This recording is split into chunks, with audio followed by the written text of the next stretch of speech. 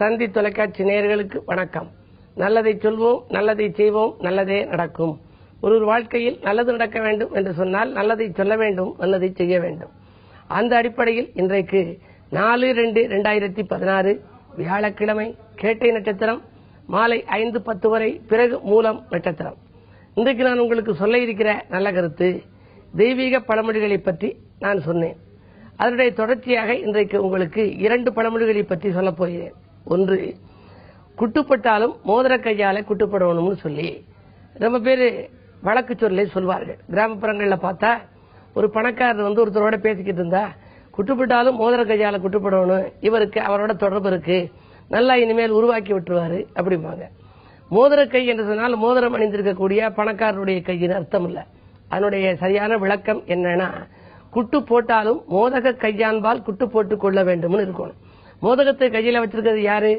விநாயக பெருமான். விநாயக பெருமான் முன்னால குட்டு போட்டுக்குன்னா என்ன நடக்கும் அப்படின்னா, இந்த காது இரண்டையும் உக்கி போட்டுக் கொள்ளுதல் என்று சொல்வார்கள். வலது காதால் இடது கையையும், இடது கையால் வலது காதையும் அப்படி நம்ம மாற்றி உக்கி போடுறோம். அப்படி உக்கி போட்டுக் கொள்கிற பொழுது காதுக்கு பக்கத்தில் 200க்கும் மேற்பட்ட நரம்புகள் இருக்கின்றன. அந்த நரம்புகள் எல்லாம் தூண்டப்பட்டு மேல் நோக்கி பம்பு செய்யப்படுதான் அந்த ரத்தம். ஆகையினாலே மூளையிலே அந்த ரத்தம் பம்பு செய்யப்படுவதனாலே நினைவாற்றல் நமக்கு நல்லா வரும். ஆகையினாலே தான் பிள்ளைகளை விநாயகரை கும்பிட சொல்லி சொல்லணும். அப்படி கும்பிடுகின்ற பொழுது உக்கி போட சொல்லுதல், தோப்புக்கரணம் போட சொல்லுதல் எல்லாம் சொல்வார்கள் கிராமப்புறங்களில். அப்படி பார்க்கின்ற பொழுது குட்டு போட்டாலும் மோதிர கையால் குட்டுப்பட வேண்டும் என்பது சரியான பழமொழி அல்ல. குட்டு போட்டாலும் மோதக கையான்பால் குட்டு போட்டுக் கொள்ள வேண்டும் என்பதுதான் சரியான பழமொழி. ஆகையினாலே அப்படி ஒரு ஆன்மீக பழமொழிகளை நீங்கள் தெரிந்து வைத்துக் கொண்டு விநாயக பெருமானை வழிபாடு செய்கின்ற பொழுது அங்கு அவர் முன்னிலையிலே குட்டு போட்டுக் கொண்டு நினைவாற்றலை வளர்த்துக் கொண்டு உள்ளே சென்று எல்லா தெய்வங்களையும் வழிபட வேண்டும்.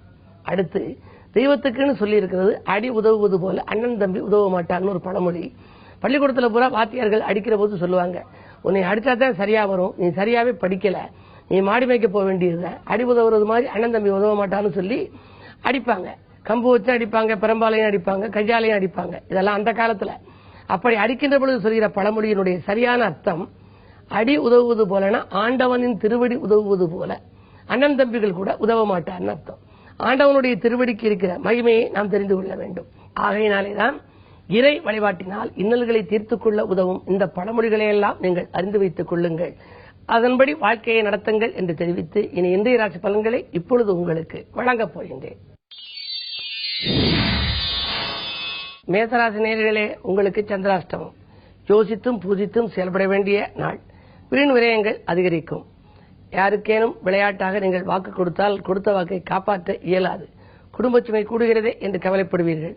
இட விற்பனையால் ஏதேனும் ஏமாற்றங்களையும் சந்திக்க நேரிடும். பொறுமையை கடைபிடிக்க வேண்டிய நாள் இந்த நாள்.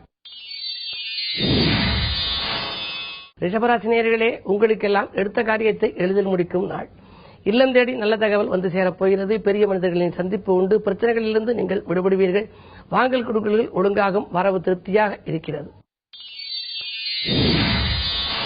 மிதுனராசி நேயர்களே, உங்களுக்கெல்லாம் இன்றைக்கு சொல் யுத்தத்தை தவிர்த்து சுகம் காண வேண்டிய நாள். யாரோடும் வீண் விரோதங்களை வளர்த்துக் கொள்ளாதீர்கள். எதிர்த்து பேசுவதை நிறுத்திக் கொள்வது நல்லது.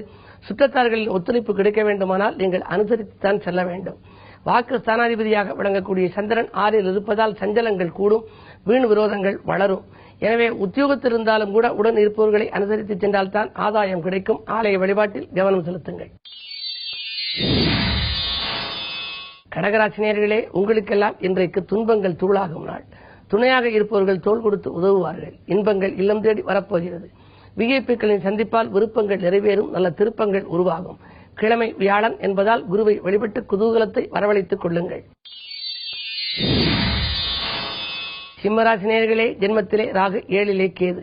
சர்ப்ப கிரகங்களின் ஆதிக்கத்தில் இருக்கும் உங்களுக்கு பணிகளில் மாற்றம் ஏற்படும் நாள். பக்கத்தில் உள்ளவர்களின் ஒத்துழைப்பும் உங்களுக்கு குறையலாம். திடீரென உத்தியோகத்தில் மாற்றப்பட நேரிடும். நீண்ட தூர பயணங்களை கூட ஒரு சிலர் மேற்கொள்ளலாம். ஒரு சிலருக்கு அந்நிய மாநிலம் அல்லது அந்நிய நாட்டுக்கு செல்லும் வாய்ப்புகள் கூட உருவாகலாம். என்ன இருந்தாலும் இந்த நாளை பொறுமையாக கடைபிடிப்பதுதான் நல்லது. ஒரு சிலருக்கு நட்பு பகையாகவும் மாறக்கூடிய வாய்ப்பு உண்டு. உறவினர்களின் ஒத்துழைப்பு குறைவாகவே கிடைக்கும். எனவே இன்றைக்கு கிழமை வியாழன் என்பதனாலே குருவை வழிபட்டு குதூகலத்தை வரவழைத்துக் கொள்ளுங்கள். கன்னிராசி நேயர்களே, உங்களுக்கெல்லாம் இன்றைக்கு புத்துணர்ச்சியோடு செயல்படுகின்ற நாள். புதிய ஒப்பந்தங்கள் வந்து சேரும். தொழில் மாற்ற சிந்தனைகள் மேலோங்கும். பழைய தொழிலை கொடுத்துவிட்டு புதிய தொழில் செய்யலாமா என்ற சிந்தனை ஒரு சிலருக்கு உண்டு. அரசியல் ஈடுபாடு கொண்டவர்களுக்கு புதிய பொறுப்புகள் வந்து சேரலாம். அதிகாரத்துவ யோகம், பதவியில் இருப்பவர்களால் நன்மையெல்லாம் கிடைக்கும் நல்ல நாள் இந்த நாள். துலாம் ராசி நேயர்களே, உங்களுக்கெல்லாம் சகோதரர்களால் சகாயம் கிடைக்கும் நாள். சந்தர்ப்பங்களை எல்லாம் உபயோகப்படுத்திக் கொள்ளுங்கள். திடீரென நல்ல சந்தர்ப்பங்கள் வீடு தேடி வரப்போகின்றது. அஞ்சல் வழியிலும் அனுகூல தகவல் உண்டு. அலைபேசி வழியிலும் நல்ல தகவல் வந்து சேரலாம். கூட இருப்பவர்களால் நன்மை கிடைக்கும் நாள் இந்த நாள். எனவே இந்த நாளை நீங்கள் திருப்திகரமாக உபயோகப்படுத்திக் கொள்ள குருவாரம் என்பதனாலே குருவை வழிபாடு செய்யுங்கள். விருச்சிக ராசி நேயர்களே, சாமர்த்தியமாக பேசி சமாளிக்க வேண்டிய நாள் இந்த நாள். தனவரவு திருப்திகரமாகவே இருக்கிறது. சனிச்சந்திர யோகம் இருப்பதால் ஆரோக்கிய தொல்லை அகலும். அடுத்தவன் நலங்கிறது எடுத்த முயற்சிகளிலும் உங்களுக்கு ஆதாயம் கிடைக்கும். திடீர் பயணங்கள் தித்திக்க வைக்கும். வாங்கிய கடனை கொடுத்து மகிழ்வீர்கள். உத்தியோகத்தில் உள்ளவர்கள் மேல் அதிகாரிகளின் ஆதரவோடு உயர் பதவி கிடைப்பதற்கான வாய்ப்புகளை வரவழைத்துக் கொள்வார்கள். பேச்சாற்றல் மிக்க இவர்கள் பெரிய பிரச்சனைகளிலிருந்து விடுபடும் வாய்ப்புகளும் உண்டு. பூர்வீக சொத்து தகராறுகள் அகலும் நாள் இந்த நாள். தனுசு ராசி நேயர்களே, புத சுக்கிர யோகம் செயல்படும். இன்றைக்கு தொழிலை விரிவு செய்ய வேண்டும் என்ற எண்ணம் உங்களுக்கு மேலோங்கும். தொல்லை தந்த எதிரிகள் விலகிச் செல்வார்கள். வாங்கிய கடனை திருப்பி கொடுத்து மகிழ்வீர்கள். அதே நேரத்தில் அரசு வழியில் எதிர்பார்த்த சலுகைகளும் உங்களுக்கு கிடைக்கலாம். அம்மான் வழி ஒத்துழைப்பு, அதாவது மாமன் மைத்துன வழியில் ஒத்துழைப்புகள் கிடைத்து மகிழ்ச்சி காண்பீர்கள். பூமி யோகமும் உண்டு. புகழ் கூடும். பொருளாதார நிலை உயரும். மகர ராசி நேயர்களே, உங்களுக்கு தேக நலனில் அதிக அக்கறை காட்ட வேண்டிய நாள். மருத்துவ செலவுகள் அதிகரிக்கலாம். ஏதேனும் ஒன்று மாற்றி ஒன்று தொந்தரவு வந்து கொண்டிருக்கிறது என்று நினைப்பீர்கள். உங்களை சார்ந்த குடும்பத்தினருக்கும் மருத்துவ செலவு ஏற்படலாம். திருமண முயற்சிகளிலும் தடை உண்டு. வந்த வரன்கள் வாயில் தேடி வந்துவிட்டு பிறகு திரும்பி சென்று விட்டனவே என்று நீங்கள் நினைக்கலாம். குருவின் பார்வை இருப்பதால் மாலை நேரத்தில் குழப்பங்கள் அகலும். பயணத்தால் உங்களுக்கு விரயம் உண்டு. இல்லத்தில் நடைபெற வேண்டிய சுபகாரிய நிகழ்வுகள் இன்னும் நடைபெறவில்லையே என்ற கவலை மேலோங்கி இருக்கும். இன்றைக்கு குருவாரம் என்பதால் குருவை வழிபாடு செய்யுங்கள். நவகிரகத்தில் உள்ள குருவை வழிபட்டால் நன்மைகள் கிடைக்கும். கும்பராசி நேயர்களே, ஜென்மக்கேது பாம்பு கிரகத்தின் ஆதிக்கத்தில் இருக்கும் உங்களுக்கு திட்டமிட்ட காரியம் திசை மாறி செல்லுகின்ற நாள்.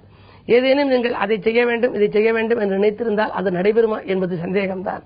சேமிப்புகள் கரையக்கூடிய சூழ்நிலை உண்டு. யாருக்கேனும் விரயங்களை நீங்கள் செய்ய நேரிடும். உறவினர்களுக்கு கொடுத்து உதவுவதாக சொல்லி உதவுவீர்கள். ஆனால் கொடுத்தது கிடைக்குமா என்பது சந்தேகம்தான். விஐபிக்கள் ஒத்துழைப்புக்காக எதிர்பார்த்து காத்திருப்பீர்கள். அதில் தாமதம் ஏற்படலாம். குழந்தைகள் நலங்கிறது எடுத்த முயற்சிகளிலும் அனுகூலம் ஓரளவுதான் கிடைக்கும். மீனராசி நேயர்களே, உங்களுக்கு தொழில் பங்குதாரர்களால் தொல்லைகள் ஏற்படுகின்ற நாள். கணக்கு வழக்குகளை சரிபார்த்துக் கொள்ளுங்கள்.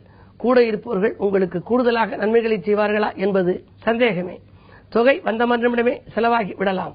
12 கேது இருப்பதால் விரயங்கள் கூடும். வீடு வாங்க விற்க எடுத்த முயற்சிகளில் அனுகூலம் உண்டு. சொத்துக்களால் ஆதாயம் கிடைத்தாலும் கூட சேமிக்க இயலுமா என்பது சந்தேகம்தான். என்ன இருந்தாலும் குருவின் பார்வை இருக்கிறது. குருவை வழிபட்டால் குழப்பங்களிலிருந்து நீங்கள் விடுபட இயலும். தொடர்ந்து வியாழந்தோறும் முல்லைப்பூ மாலை அதற்கு அணிவித்தால் எல்லையில்லாத நற்பலன்கள் கிடைக்கும். மேலும் விவரங்கள் அறிய தினத்தந்தி படியுங்கள்.